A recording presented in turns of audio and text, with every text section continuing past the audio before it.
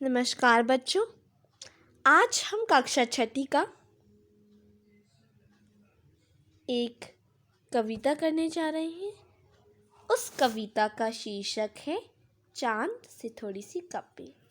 तो जैसा कि आप जानते हैं कि हमने इस कविता को पढ़ तो लिया था, लेकिन मतलब नहीं समझा था, और इस वीडियो में मैं आपको मतलब समझाऊंगी। ठीक है, एक एक पैराग्राफ का मतलब समझाऊंगी। और देखिए, मैंने आपके लिए ये सब भी तैयार रखा है, शब्दार्थ वगैरह। और इससे हम क्या करेंगे, इससे हम पाठ को समझने की कोशिश करेंगे। तो चलिए शुरू करें। सबसे पहले हम कविता का भावार्थ देख लेते हैं। तो देखिए, कविता में एक 10-11 साल की देखिए 10-11 साल की एक लड़की चांद से गप्पे लड़ा रही है। ठीक है, मतलब मैं बताती हूँ, एक मिनट।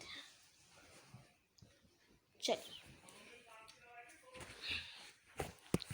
हाँ, तो इसमें आपको बता रखा है कि एक बच्ची है जो कि चांद से गप्पे लड़ा रही है, चांद से बातें कर रही है, और उससे कहती है कि आप कभी गोल नज़र आते हो, आप अपनी शेप चेंज करते रहते हो, आप आकाश में अपने जो शेप है, अपना जो आकार है, उसको बदलते रहते हो, है ना। आप कभी तिरछे हो जाते हो, कभी कभी मोटे होते जाते हो, कभी मोटे होते जाते हो, और कभी बहुत ज़्यादा घटते जाते हो, राइट। और आप बहुत गोल मटोल हो, है ना, बहुत गोल गोल से हो। कई बार तो आप गायब भी हो जाते हो। अमावस्या की रात होती है ना, जहाँ पे तब चांद आपको नज़र नहीं आता, बहुत अंधेरा होता है, राइट। तो और बच्चों को तो अमावस्या की रात में बहुत डर लगता है ना। और ऐसा माना जाता है अमावस्या की रात में भूत आता है, ऐसा कुछ भी नहीं होता। लेकिन खैर, पाठ को पढ़ता है, मतलब कविता को शुरू करता है। तो कविता में एक 10-11 साल की, अब मान लीजिए 11 साल की, क्योंकि आपके पाठ में 11 साल लिखा है। तो कविता में एक 10-11 साल की लड़की चांद से गप्पे लड़ा रही है। वह चांद से कहती है कि आप गोल हैं, पर ज़रा तिरछे नज़र आते हैं। आपका वस्त्र यह पूरा आकाश है जिसमें तारे जड़े हैं। इस पोशाक के बीच में केवल आपका गोरा चिट्टा गोल चेहरा दिखाई देता है। आप हमें बेवकूफ़ मत समझिए। हम जानते हैं कि आप तिरछे क्यों नज़र आते हैं। आपको कोई बीमारी है, तभी आप खटते हैं तो खटते ही चले जाते हैं। कभी आप पूरी तरह गायब ही हो जाते हैं, फिर भरते हैं तो भरते ही चले जाते हैं। अब तक पूरे गोल न हो जाए, जब तक पूरे गोल ना हो जाए। पता नहीं क्या आपकी यह बीमारी ठीक ही नहीं होती। ठीक है, तो ये इस पाठ का एक पूरा मतलब है। चलिए, अभी भावार्थ था। अब करेंगे हम शब्दार्थ, प्रसंग और व्याख्या। शुरू करते हैं व्याख्या से। ठीक है, पहला आपका जो पैराग्राफ है वो है, गोल है खूब मगर आप तिरछे नजर आते हैं।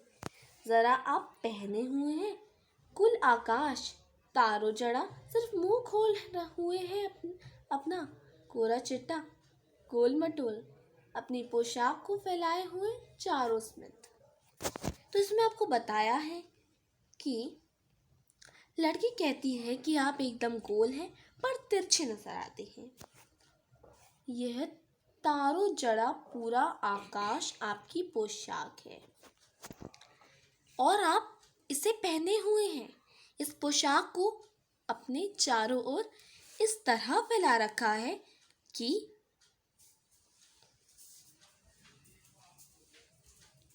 इसके बीच से बस आपका गोरा चिट्टा गोल मटोल चेहरा ही दिखाई देता है। तो देखिए, इसमें बता रखा है कि जो चांद है, कभी चांद तिरछा नजर आता है ना, और कभी पूरा नज़र आता है, कभी तो दिखता ही नहीं है।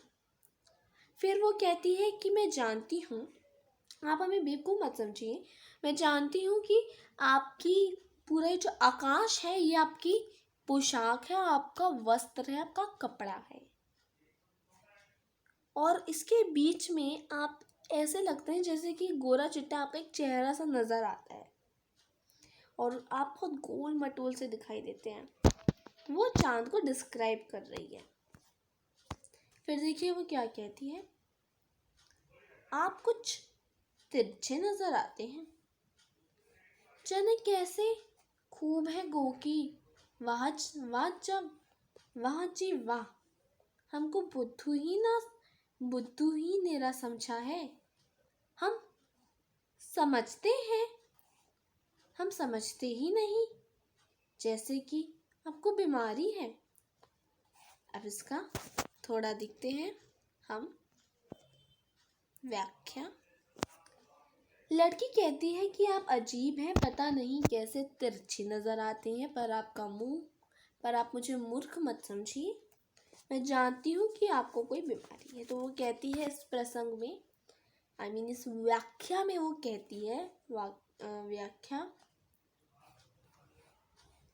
कि जो चांद है, आप थोड़े अजीब से हैं, है ना, और आप तिरछे नजर आते हैं, आप मुझे मूर्ख मत समझिए, मैं जानती हूँ कि आपको कोई बीमारी है, मतलब आप मुझे क्या बुद्धू मत समझिए, आप मुझे बेवकूफ़ मत समझिए, क्योंकि मैं जानती हूँ कि आपको कोई बीमारी है और ना जाने आपकी बीमारी कब ठीक होगी।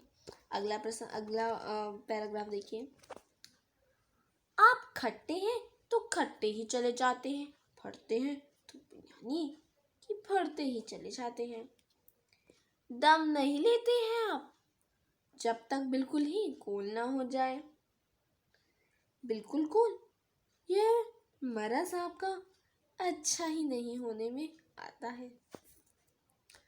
अब वो कहती है लड़की कहती है कि जब आप घटना शुरू करते हैं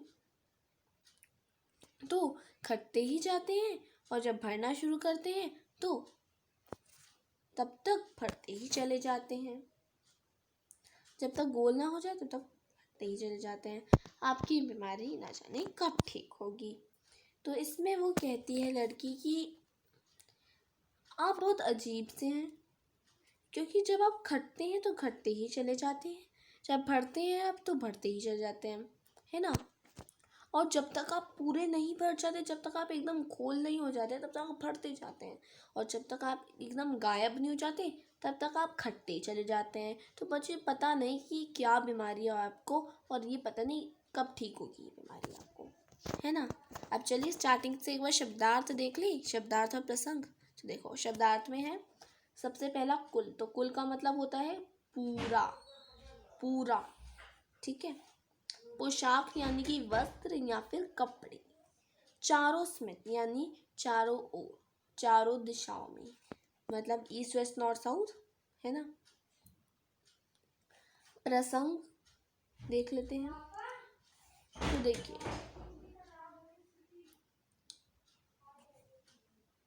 प्रस्तुत पंक्तियों में शमशेर बहादुर सिंह, हाँ तो किसकी कविता है मैं आपको बता दूंगा, भूल गई, शमशेर बहादुर सिंह जी ने लिखी है।